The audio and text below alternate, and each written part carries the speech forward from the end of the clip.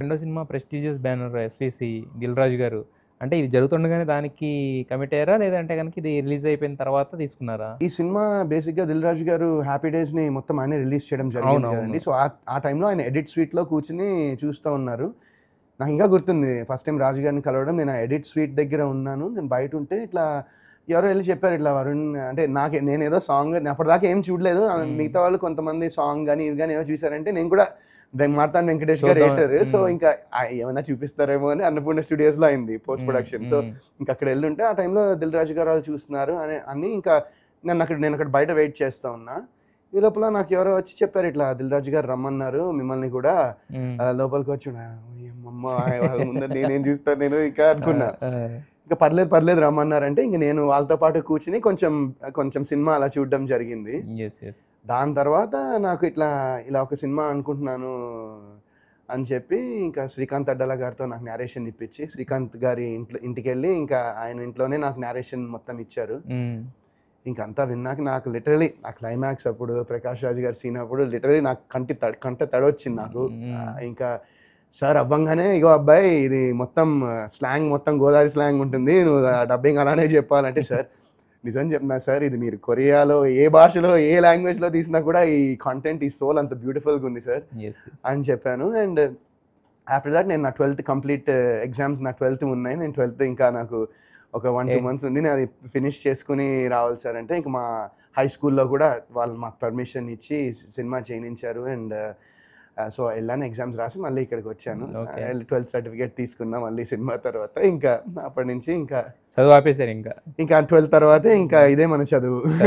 ఎక్కడి నుంచి ఇదే చదువుతా ఉన్నాము ఇప్పటికి. ఇండస్ట్రీలో ఉండి బ్యాక్ టు బ్యాక్ 2 హిట్లు వచ్చేసిన తర్వాత ఏంటంటే మనకు తెలియకుండానే మన చుట్టూ ఒక బ్యాచ్ వస్తారు. రకరకాలు అంటే బ్యాచ్ ఇన్ ద సెన్స్ అంటే వాళ్ళు ఏదో నెగిటివ్ సెన్స్ అని నేను అనట్లేదు. అంటే అందరూ ఉంటారు, పాజిటివ్ ఉండేవాళ్ళు నెగిటివ్ ఉండేవాళ్ళు ఉంటారు. వాళ్ళు కొన్ని సలహాలు కూడా ఇస్తూ ఉంటారు. అండ్ నువ్వు కొత్తగా వచ్చావు కదా, ఇలా వెళ్ళాలి, ఇలా వెళ్తే నీకు లైఫ్ ఉంటుంది, ఇలా బిహేవ్ చేయాలి, హీరో అంటే ఇలా ఉండాలి అని చెప్పి కొన్ని సలహాలు ఇస్తుంటారు. సో మీకు ఆ ఎక్స్పీరియన్స్ 100% అయిందండి. డెఫినెట్ గా అయింది. తీసుకున్నారా మరి వాళ్ళ సలహాలు అవి పాటించేవాళ్ళ? అలా అంటే at the end of the day నేను ఐ గెస్ సలహాలు నాకు చెప్పినా నేను రెస్పాన్సిబిలిటీ తీసుకుని నాకు అనిపించింది నేను చేసేవాడిని. At the end of the day డెఫినెట్గా కొన్ని ఇలాంటివి ఉంటాయి. అండ్ కొన్ని ఆబ్లిగేషన్స్ కానీ కొన్ని డెఫినెట్గా నా ఫ్రెండ్స్ కోసం కూడా కొన్ని చేసినవి ఇలాంటివన్నీ చాలా డెఫినెట్గా ఉంటాయండి. And but at the end of the day no regret. అప్పుడు ఆ వయసులో నాకు 18 years వెరీ యంగ్ ఏజ్, అది టీనేజర్, ఇంకా ఏం తెలీదు.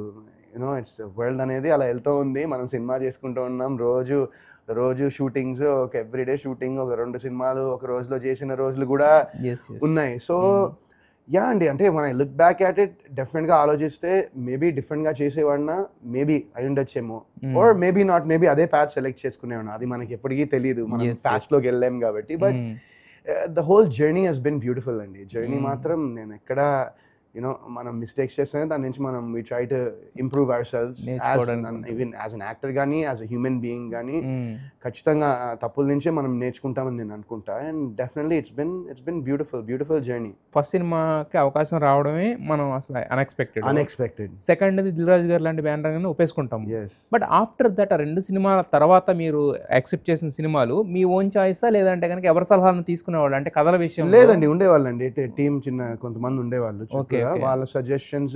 అంటే ఎవరు అంటే వాళ్ళు అంటే ఏ కైండ్ ఆఫ్ ఫీల్డ్లోనే వాళ్ళండి, ఫీల్డ్లోనే ఉండేవాళ్ళు. సజెషన్స్ తీసుకున్నాం. దాని తర్వాత కూడా 3వ సినిమా ఏవిఎం ప్రొడక్షన్స్ అండి. ఎవరైనా ఎప్పుడైనా మార్తాండ్ వెంకటేష్ గారి తమ్ముడు మార్తాండ్ శంకర్ గారు డైరెక్షన్ చేశారు. సో ఏవిఎం ప్రొడక్షన్స్ అనేది హ్యూజ్ బ్యానర్ అండి. ఆఫ్టర్ లాంగ్ టైం మళ్ళీ తెలుగులో వాళ్ళు సినిమా చేయడం జరిగింది. సో ఆ సినిమా చేసాము. తర్వాత కుర్రాడు super good and Gemini Kiran గారు, వాకడ్ అప్పారావు గారు చేసిన సినిమా. గున్నం గంగరాజ్ గారు అబ్బాయి సందీప్ గున్నం గారు దర్శకుడు ఆ సినిమాకి. ఆఫ్టర్ దట్ మళ్ళీ మరో చరిత్ర, మ్యాట్నీ ఎంటర్టైన్మెంట్స్, దిల్ రాజు గారు. ఫస్ట్ 2 సినిమాలు మీరు కథలో అవన్నీ విని ఒప్పుకున్నారు కదా, తర్వాత సినిమాలు బ్యానర్స్ వైజ్ అంటే ఇప్పుడు ఎందుకంటే పెద్దవాళ్ళు అవి కూడా కథలు విన్నానండి. ఒక పెద్ద ప్రొడ్యూసర్ లేకపోతే పెద్ద డైరెక్టర్ వచ్చి చెప్పినప్పుడు ఏంటంటే మనకు ఒక చిన్న ఇది ఉంటుంది, ఏమో వాళ్ళు చేస్తారేమో, మనకి కథ కొంచెం అటు ఇటుగా ఉన్ననే మనకు ఒక థాట్ ఉంటుంది కదా. సో ఎలా అంటే ఆ బ్యానర్స్ వల్ల చేయాల్సి వచ్చిందా, లేకపోతే కథలు విని మీరు సాటిస్ఫై చేశారా? ఎలా? లేదండి, నేను కథలు వినే నేను సాటిస్ఫై చేశానండి సినిమా. నేను డెఫినెట్గా నాకు ఇది నచ్చలేదు అయినా చేయాలనేది అయితే అలా ఏం లేదు డెఫినెట్గా. బట్ యా మేబీ కొన్నిసార్లు మనం వినే కథ స్క్రీన్ మీదకి ప్రెజెంట్ అయ్యేసరికి కొంచెం చేంజెస్ అవుతాయి. సో మేబీ ఎగ్జిక్యూషన్లో కానివ్వండి, అండ్ మేబీ కొన్ని చోట్ల మేబీ నాకే అనిపించింది అరే నేను ఇంకొంచెం ఇక్కడ ఇలా పర్ఫామ్ చేస్తుంటే బాగుంది నా సైడ్ నుంచి కానివ్వండి, మేబీ కొన్ని ఉంటాయేమో అనుకుంటాను నేను డెఫినెట్గా. అండ్ దాని తర్వాత మనం కూర్చొని అనలైజ్ చేస్తే చాలా తీయచ్చు, ఇది అలా అది ఇలా చేయాల్సి ఇది, but at the end of the day you know మనకి ప్రేక్షకులకి వెళ్ళిపోయిన తర్వాత మన ఇంకేం చేతుల్లో చేయలేము, ఉండదు ఇంకా దాన్ని వదిలేసినట్టే మనం.